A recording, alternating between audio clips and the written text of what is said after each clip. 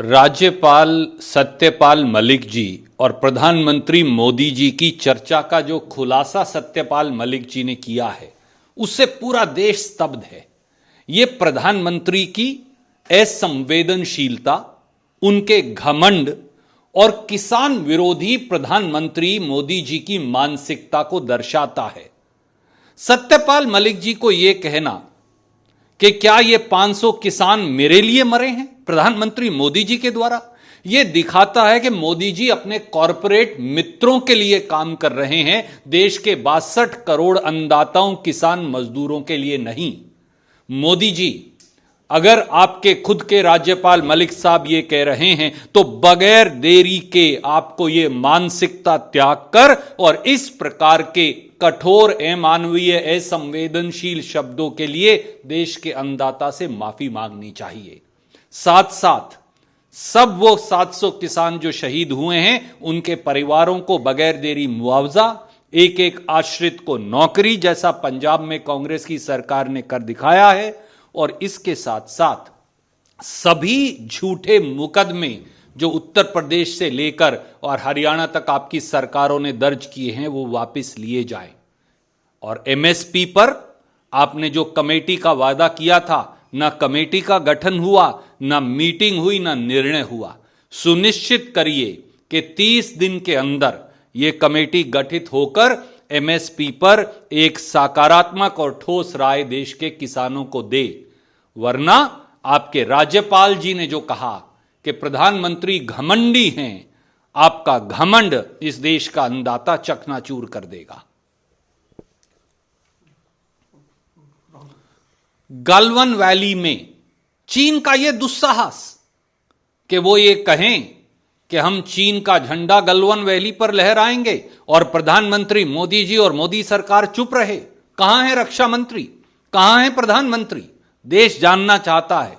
Galwan valley पर केवल और केवल भारत मां का तिरंगा ही सुशोभित होगा, चीन का झंडा कभी नहीं हो सकता। और मोदी सरकार जो लाल आंख दिखाने का चीन को वादा कर सत्ता में आई थी, वो कहां है? आज जब भारत माता की संप्रभुता पर, हमारी टेरिटोरियल इंटेग्रिटी, हमारी अखंडता पर हमला हो रहा है, तो सरकार से यह उम्मीद है कि आगे बढ़कर स्टैंड ले और देश की सरजमी पर जो चीन ने कब्जा कर रखा है, डेप्सांग प्लेन से, गोगरा हॉट स्प्रिंग से और गलवान वैली के हिस्से पर, वो भारत मां का वो हिस्सा दोबारा भारत मां के पास हो और चीन को वापस खदेड़ा जाए। प्रधानमंत्री जी, देश आपसे जवाब मांगता है।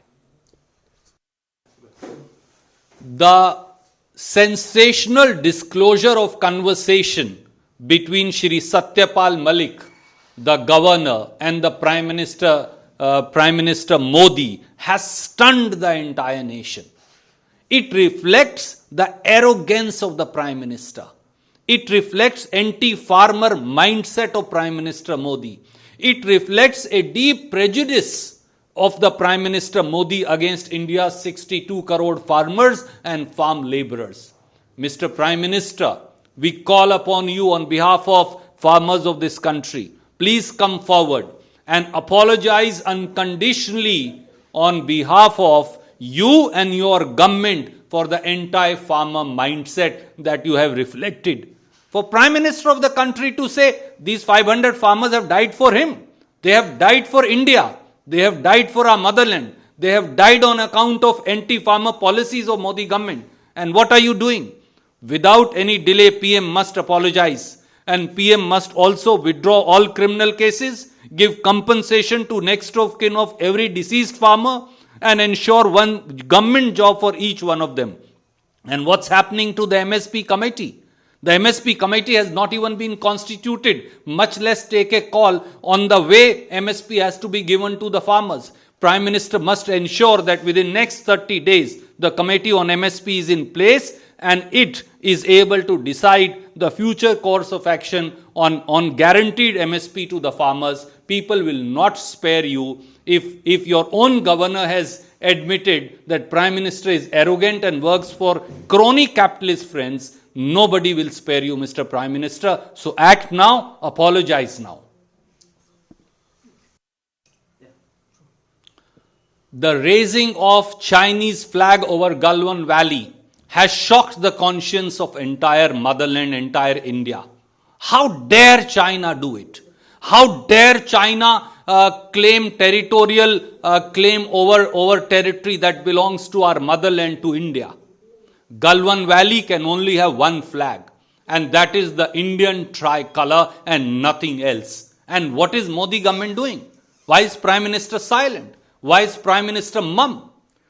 Whether it is Depsang Plains, whether it is Gogra Hot Springs, or whether it is the Galwan Valley, the Chinese transgressions must be pushed back by our government, and our Prime Minister must be able to look with red eyes into the eyes of China. Mr. Prime Minister, if you compromise on India's integrity, on India's territorial integrity, and you permit Chinese to raise flags on our territory, India will not spare you. So let us be together and let us ensure that China's transgressions are pushed back. नमस्कार, मैं हूं मानक गुप्ता। अगर आपको हमारा ये video पसंद आया हो तो इसे लाइक और शेयर जरूर करें, और हां, हमें सब्सक्राइब और फॉलो करना ना भूलें ताकि आप देश और दुनिया की कोई खबर मिस ना करें। तो जुड़े रहिए हमारे साथ और देखते रहिए न्यूज़ 24।